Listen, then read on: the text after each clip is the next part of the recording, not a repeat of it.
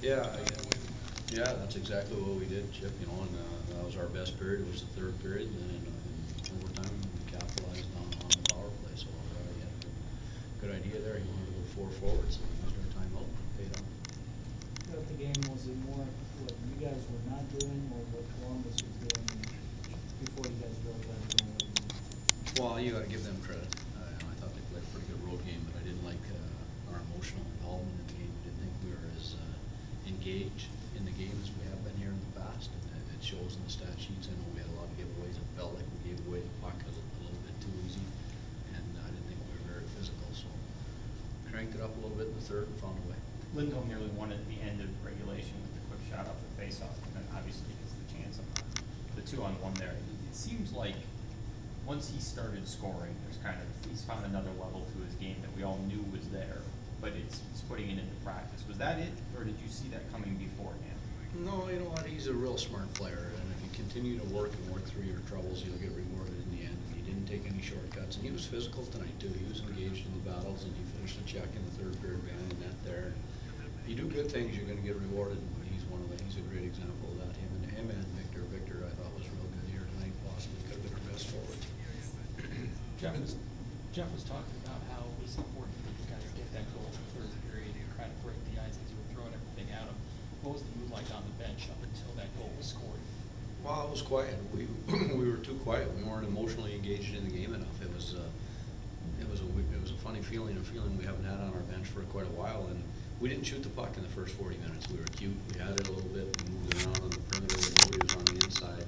Nobody was at the net. Nobody was in the goalie's eyes. And then all of a sudden, a switch flipped, and all of a sudden we started throwing things at the net. That's what you got to do. You got to get the odd greasy goal. You got to pay a price.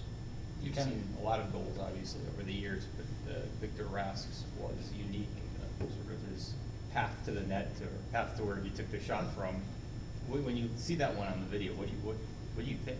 Well, I got to watch it again because, to be honest with you, we had the lines all jumbled up, and I was making sure everybody was on track and knew who was going up next. And I haven't seen it, to be honest with you, so I don't know. It was sustained ozone play time, I know that, and then finally I think he just threw one at the net. I believe Gerbs was doing a good job net front. That's as much as I can tell you. Well, ask you again.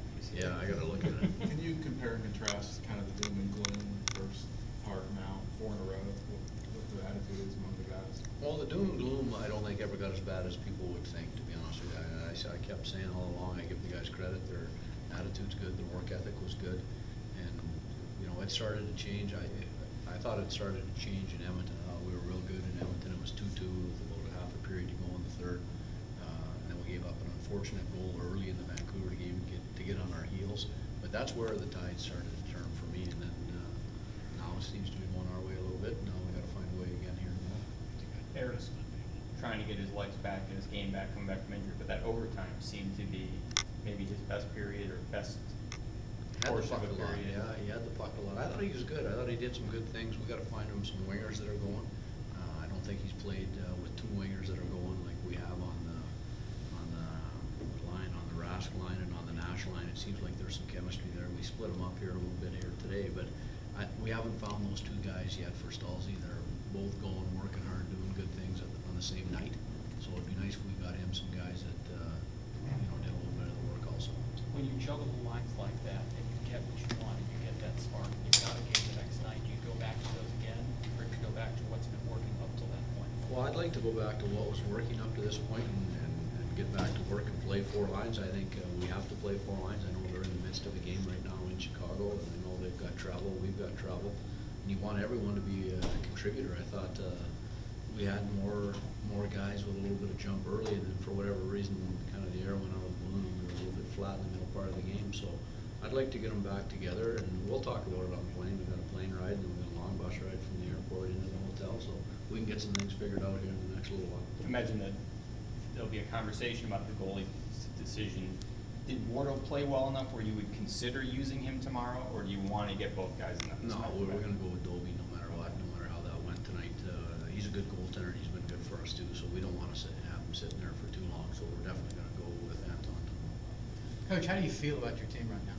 I like our team. I've liked our team all along. I like our team a lot. I think we're deep when we're healthy. And when I say that, we're missing big pieces, right? And we don't want to talk about a whole bunch. We're as healthy as we've ever been. And we know what it's gonna look like when we get the big man in the middle there. We're gonna have lots of options. Right now, the options aren't as plentiful. But what we've seen is the emergence of Victor Rask. We've seen Riley Nash get some real good, consistent ice time in key situations, and he's done a good job with it. So encouraging signs moving forward.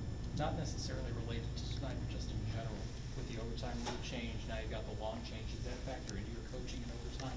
Who you throw out there, what types of things you throw at them? Yeah, it does. It's a great change. It really is. And getting the ice done, I think, is a good thing. I wish it was a little quicker because it seems to get a little momentum out of the building, out of the game. But, no, it's a factor for sure. You've got to be, when you're playing guys 4-on-4, you got to be a good player who's aware with and without the puck and in all three zones. And we were all over the map with our players today. We had guys out there that have probably never played 4-on-4 together, but just the way the game unfolded, we kind of went with the guys we identified as guys that were moving and